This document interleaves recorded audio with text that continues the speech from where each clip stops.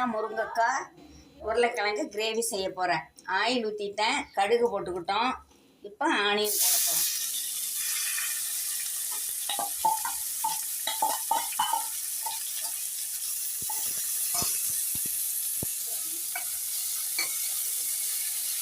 Onion போட்டு நல்லா பொன்னிறமாக வரையில் வறுக்கணும். நல்லா வதக்கணும்.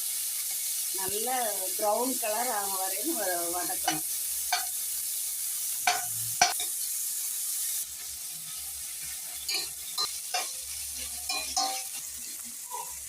மல்லித்தலை, கருவேப்பிலை போட்டுக்கலாம்.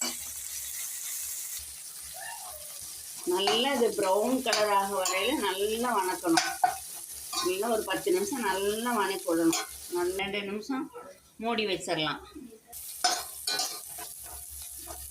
இந்த அளவுக்கு வதக்கிடணும். நல்லா அப்படியே ட்ரையாக வதக்கிடுவோம். ஸோ நல்லா ப்ரௌன் கலர் ஆகிற மாதிரி வதக்கிடணும். வதங்கின பிற்பாடு தக்காளி 6 தக்காளி எடுத்து பேஸ்ட் பண்ணி வச்சுருக்கேன்.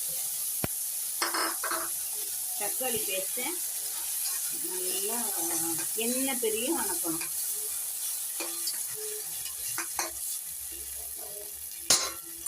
ஒரு 2 நிமிஷம் மூடி வச்சிடலாம். நல்லா வதங்கிடுச்சு. வதங்கின பிற்பாடு மசாலா பொடி, மல்லித்தூள், வரமிளகாத்தூள், சாம்பார் தூள் 3ஐயும் போட்டு நல்லா அந்த எண்ணெயிலேயே வதக்கிடணும். நல்லா பச்சை வாசம் போக நல்லா வதங்கிடணும்.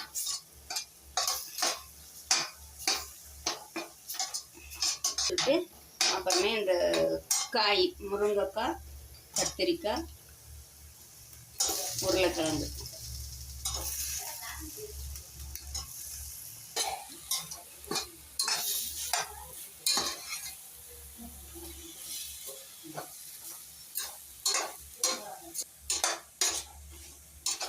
ஸ்பூன் நெய் போட்டுக்கலாம்.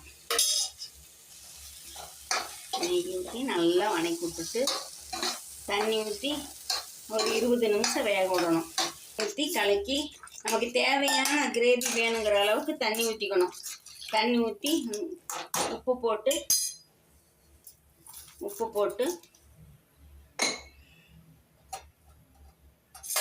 கலக்கி விட்டுட்டு இந்த அளவுக்கு தண்ணி ஊற்றினாதான் அது நல்லா கிரேவி வேகிறதுக்கு சரியாக இருக்கும். முருங்கைக்காய், கத்திரிக்காய் வேகிறதுக்கு அந்த கிரேவி நல்லா இதாகிறதுக்கு சரியாக இருக்கும். மூடி கிரேவி ரெடி ஆகிவிட்டது. நல்லா வெந்துருச்சு. இந்த இதில் நல்லா இந்த சாந்து பிடிச்சி எல்லாம் வெந்துருச்சு. இறக்க போகிறோம்.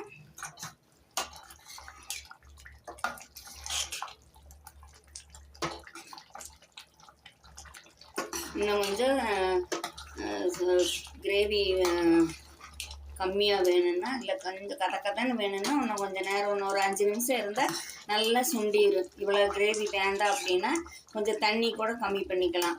ஆனால் எங்களுக்கு இந்த மாதிரி கிரேவி வேணும், குழம்பு வேணும். அதனால நான் குழம்பு வச்சுருக்கேன். கொஞ்சம் மேலே தேங்காய் எண்ணெய் ஊற்றி இறக்கி வச்சிடலாம். தேங்காய் எண்ணெய் ஊற்றினா தான் அந்த டேஸ்ட்டு வரும். நம்ம புளியெல்லாம் போடுறதில்ல, வெறும் தக்காளி மட்டும்தான் போடுறோம். புளி ஊற்றாத தக்காளி ஊற்றி தான் செய்ய போகிறோம். அதனால் தேங்காய் அரைச்சும் ஊற்றக்கூடாது, தேங்காய் பாலும் வேண்டாம். தேங்காய் எண்ணெய் மட்டும் மேலே ஊற்றி இறக்கும்போது எண்ணெய் ஊற்றி மூடி வச்சிடலாம். அவ்வளோதான்.